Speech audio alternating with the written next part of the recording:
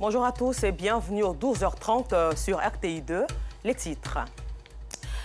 Dans ce journal, nous ferons un zoom sur le business des perles, ces accessoires de beauté très appréciés par la gente féminine. Et puis aux États-Unis, Ketanji Brown Jackson est devenue la première femme noire confirmée par le Sénat à la Cour suprême.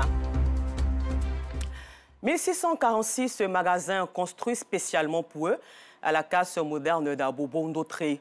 Mais les ferrailleurs de la casse d'Abobo Anador refusent toujours de regagner ce nouveau site, jugeant cet espace trop restreint pour exercer leur activité. Ils ont donc manifesté hier pour la énième fois contre la municipalité de la commune d'Abobo pour exprimer leur mécontentement et leur impatience. Une affirmation que rejette catégoriquement la mairie d'Abobo, qui avait déjà déguerpi ses ferrailleurs depuis 3 mois. Georgette Ido Fofana était témoin de cette manifestation. Travaillez pour vous, laissez-nous main un peu aussi. Les artisans ferrailleurs de la casse d'Abobo Anador, encore présents sur le site alors qu'ils avaient été déguerpis depuis 3 mois. Cela dans le cadre de l'opération d'assainissement des grandes artères de la commune. Moi, j'ai déjà investi. Mon premier magasin, j'ai investi 5 millions. Là-bas, ça fait 4 magasins. Les 4 magasins font 20 millions. Maintenant, j'ai pris le deuxième magasin à 1 500 000. À 1 500 000, c'est pris, ça est là. Maintenant, dans le média, on n'était pas averti avant 1 an ou 6 mois. Dans le béret précis, on n'est qu'à partir. Moi, de partir, il n'y a pas de problème chez moi. Hein. Moi, je suis prêt à partir en d'autres là où l'État veut qu'on ait aller. Moi, je suis prêt à aller. Mais moi, j'ai déjà investi. Le propriétaire ne va pas me dédommager. Maintenant, l'État, le gouvernement ne va pas me dédommager. Maintenant, l'argent qu'il a investi là, j'ai fait comment? Mais moi, j'ai au moins 2 magasins ici. Les 2 magasins, si moi, je dois aller en d'autres, il me faut au moins 8 magasins pour pallier à mes 2 magasins d'ici. Parce que mes magasins font 9 mètres sur 3. Là-bas, c'est les magasins de 2 mètres, 3 mètres carrés. Pour que mes marchandises puissent entrer dans au moins 1 ou 2 magasins, d'autres, c'est impossible. Nous sommes sans voix aujourd'hui. Ce bras de fer entre la municipalité et les ferrailleurs est dû à leur recasement sur le nouveau site moderne de Ndotré. Il n'y a pas assez d'espace. Le ministre même allait faire le constat sur le terrain à Ndotré.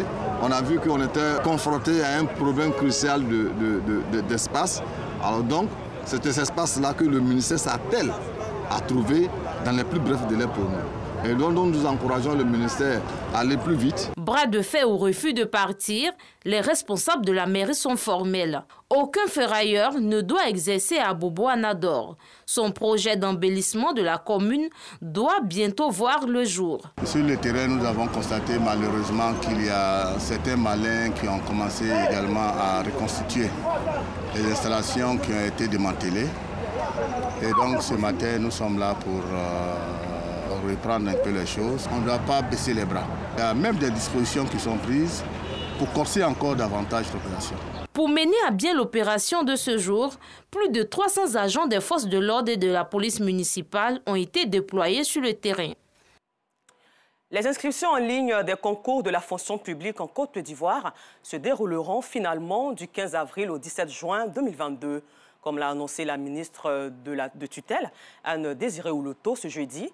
Et il faut souligner que l'organisation des concours administratifs de la fonction publique, ainsi que les concours d'entrée à l'ENA, École nationale d'administration, s'inscrit dans la mise en œuvre de la politique du gouvernement ivoirien en matière de recrutement et de la promotion des ressources humaines dans l'administration publique. La pollution de l'environnement nécessite des morts, cause plutôt des morts dans le monde entier. Et cette situation a conduit l'OMS, l'Organisation mondiale de la santé, à initier la Journée mondiale de la santé. Et le thème de cette année est « Notre planète, notre santé ». Mohamed Nour Ouattara, Georgette Ido Fofana. Sur une planète polluée par les gaz à effet de serre, l'on observe la prolifération des pathologies telles que le cancer, le paludisme ou encore les maladies pulmonaires. Pour juguler ce fléau, l'Organisation mondiale de la santé, à travers la Journée mondiale de la santé célébrée ce jeudi 7 avril 2022, tire la sonnette d'alarme. La thématique de cette journée, notre planète, notre santé. La Côte d'Ivoire n'échappe pas aux conséquences liées au réchauffement climatique, une situation qui impacte l'espérance de vie dans le pays, d'où les recommandations faites par les populations. Compte tenu de la population qui est croissante, on doit adopter certaines attitudes. De plus en plus, on a des voitures, mais on évite le reboisement. Donc il faut reboiser, bien gérer les ordures ménagères, et puis je pense aussi apprendre aux jeunes à respecter l'environnement. Quand nous voyons aujourd'hui des personnes aujourd'hui qui passent tout le temps peut-être en train de uriner par-ci, pisser par-là, ou peut-être préparer à côté des ordures, tout ça. Et quand nous allons pour pouvoir peut-être manger, ce n'est pas bon pour notre santé. C'est pourquoi aujourd'hui je demande pratiquement à tous ceux qui veulent avoir une très bonne santé, ne pas trop aller vers tout ce qui est saleté, qui n'est pas bon. Selon Aka Félix, naturothérapeute, une bonne hygiène alimentaire résoudrait bien de problèmes de santé. L'alimentation, il y a des critères. Aucune voiture qui roule au carburant super ne pourra rouler même plus d'1 heure de temps au carburant gasoil. Donc, chaque voiture a son carburant. L'homme aussi a son carburant. Si l'homme doit manger que des aliments cuits, c'est sûr que tôt ou tard, il va avoir des problèmes de santé. Ce qu'il faut faire, c'est de pouvoir panacher les aliments cuits avec les aliments crus. De cette façon-là, l'homme pourra apporter un mieux-être à sa santé. Et donc, à l'occasion de cette journée de la santé, je voudrais donner ma part de vérité que si on ne change pas, si on ne réforme pas l'hygiène alimentaire des populations, on va construire, mais si vous voulez, 500 CHU, 1000 CHU, le problème sera toujours là parce que l'être humain pense qu'il doit tomber malade comme ça, alors qu'on peut apprendre à être en bonne santé. L'Organisation mondiale de la santé estime que chaque année, plus de 13 millions de décès dans le monde sont imputables à des causes environnementales évitables. Le mois de Ramadan est connu pour sa grande consommation. C'est également l'occasion pour les commerçants de faire de bonnes affaires. Notre équipe de reportage s'est intéressée cette fois-ci au business du broyage d'aliments. Une activité très prisée en cette période de consommation, de forte consommation. C'est repartir avec Georgette Ido Fofana. Mustapha est broyeur au grand marché d'Abobo. Depuis 6 heures du matin, il est à la tâche pour satisfaire sa clientèle. Le mois de Ramadan, une opportunité pour lui de faire de bonnes affaires. Moi, les gens viennent beaucoup. Il y a un marché, comme ça. Quand il y a beaucoup de clients, c'est ça non content même. Parce qu'il y a des machines. Tu vois, voilà, des gens là.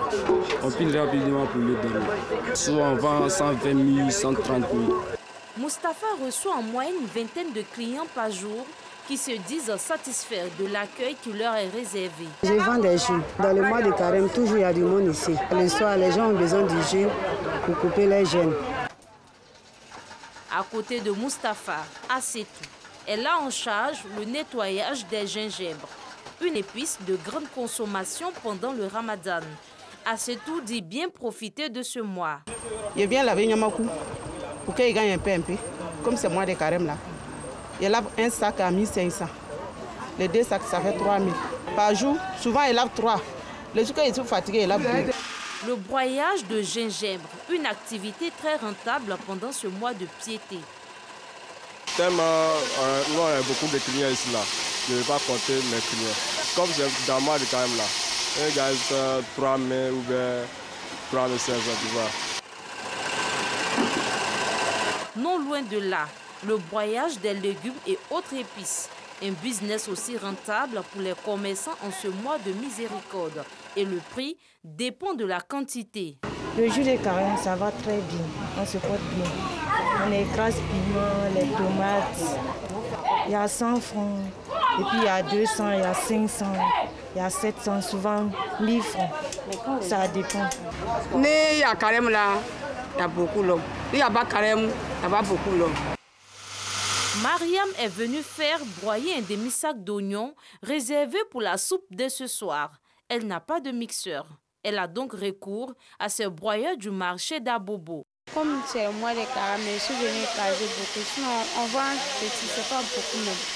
Comme c'est beaucoup de choses, on ne peut pas écraser ça à la maison. Le Ramadan, quatrième pilier de l'islam, reste pour un bon nombre de commerçants une période de vache grasse.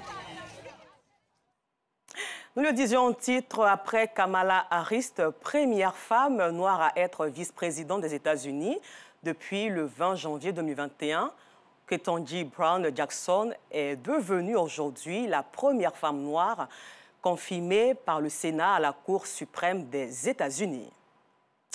La communauté internationale se mobilise pour aider à lutter contre la famine en Afrique de l'Ouest et au Sahel. La FAO, l'Organisation des Nations Unies pour l'agriculture et l'alimentation, a annoncé jeudi avoir réuni la somme de 1,79 milliard d'euros pour ce fait. Les perles sont des accessoires de beauté qui sont très appréciés par la gente féminine. En réalité, bien plus qu'un accessoire de beauté, les perles ont de nombreuses vertus pour la femme africaine. Elles sont utilisées pour les accessoires comme des sacs, des colliers, des boucles à l'oreille, des bracelets. Nelly Yobu et Diego Ale ont bien compris ce mystère autour de l'utilisation des perles qui génèrent assez d'argent et elles ont décidé d'en faire leur business. Rosemonde Kini a mis l'accent sur ces dames. Reportage. Ce matin, Nelly Yobo, étudiante et fabricante de sacs à base de perles, à ses heures perdues, se rend dans la commune d'Adjamé. C'est dans cette perlerie qu'elle effectue régulièrement ses achats. Aujourd'hui, je suis venue acheter des perles pour confectionner un sac commandé par une cliente. Elle a demandé ce rouge-là avec ce blanc. Donc, je compte faire un modèle simple. Dans cette boutique, on y trouve toutes les formes géométriques de perles. Cercles, triangles, losanges, entre autres. Ces perles ont même des noms et des spécialités. Les nacrés qu'on prend fait des pots de fleurs, les boîtes à mouchoirs. Il y a des perles qu'on appelle aussi les perles de rocaille pour faire des colliers, des bracelets, des bayas aussi. Et ces perles-là qui sont beaucoup sollicitées chez nous ici. Après l'achat, direction Angré dans la commune de Cocody. C'est ici que réside Nelly Yobo dans le cocon familial. Assise sur un tapis tissé par elle, Nelly Yobo nous explique les étapes de la fabrication. J'ai besoin du fil de nerf, les perles et une paire de ciseaux. Pour la confection de mes sacs, pour un sac, je prends au maximum 10 jours. Et quand je suis aidée, je prends 5 à 6 jours. Lorsque je vais vers les clientes, lorsqu'elles voient mes créations, elles s'extasient. Elles sont vraiment émerveillées et tout. Pour le moment, je ne vends pas en ligne. Je vais dans des bureaux où je présente aux dames. Tout a commencé en 2018, où Irène Deskich, la mémé de Nelly Yobo, a décidé de l'inscrire à une formation de fabrication de perles en sac dans la ville de Tiébissou, région du Bélier. En 2 semaines, la femme me dit, mais elle apprend vite, elle apprend vite. Et les congés étant finis, elle n'a vu que 2 semaines. Elle est venue, elle s'est attelée à s'entraîner seule. Et aujourd'hui, voilà ce qu'elle sort. Je suis fière d'elle et vraiment, je l'encourage. Pour se procurer l'un de ces sacs, il faudra débourser entre 25 et 30 000 francs CFA. Je peux vendre au maximum 4 sacs. Plus tard, j'envisage d'avoir un magasin pour exposer toutes ces belles créations-là. Nouveau décor, nouveau défi. Nelly Yobo n'est pas la seule femme à s'intéresser au secteur de la perlerie. C'est à Koumassi, quartier Bia Sud, que nous rencontrons Estelle Degoualé, perlière et designer. Contrairement à Nelly Yobo, qui confectionne des sacs à l'aide des perles, Estelle Degoualé, quant à elle, en fait des accessoires de beauté. J'ai été formée au centre artisanal de la ville d'Abidjan, Kava. J'ai fait 5 ans là-bas. Après les 5 ans, j'ai été dans une ONG américaine en tant que formatrice et designer. Après là-bas, c'est là que j'ai créé maintenant ma société moi-même. Je fabrique les bijoux. Je peux même fabriquer les bijoux, les grands bijoux des défilés. Je peux prendre des pagnes, les motifs des pagnes et perler. Je peux travailler même avec des stylistes aussi. Voilà, par exemple, ce que j'ai sur moi, par exemple. Donc je prends les foulards et je mets les perles dessus. C'est ce que je fais avec les foulards. Ça peut coûter 15 000 parce que c'est beaucoup de travail. Ça, c'est la dent de Fakouché, sculptée avec des coquillages. Non seulement pour monter, même ça prend du temps. Et puis les matériaux qu'on prend pour monter sont coûteux. La perlière fait partie de ceux qui transmettent le savoir-faire. Depuis quelques années, elle forme plus d'une dizaine de personnes passionnées de perles. C'est le contact qui me passionne. C'est vraiment intéressant de faire sortir quelque chose de beau au travers de ce qui est là, qui paraît insignifiant aux yeux des personnes. Et quand ils viennent trouver le beau qui sort, c'est vraiment impressionnant, quoi. Quand tu connais le travail, c'est pas petit. Parce que pour perler, on n'a même pas besoin de regarder dans le trou. Okay. Et ça, tu vas faire quoi? Je vais faire un bracelet de ce genre. Agrandir sa boutique et former plus de personnes, cela fait partie de ses projets dans l'avenir. Je vais avoir une salle, une grande salle à moi où je peux former plus de filles. On les porte en bijoux, en boucles, en colliers, mais aussi en sacs. Les perles, elles, font rêver. Très présente de nos jours, la fabrication de perles en accessoires de beauté est une pratique ancestrale qui bat son temps. Merci. L'information revient à 19h30 sur RTI2.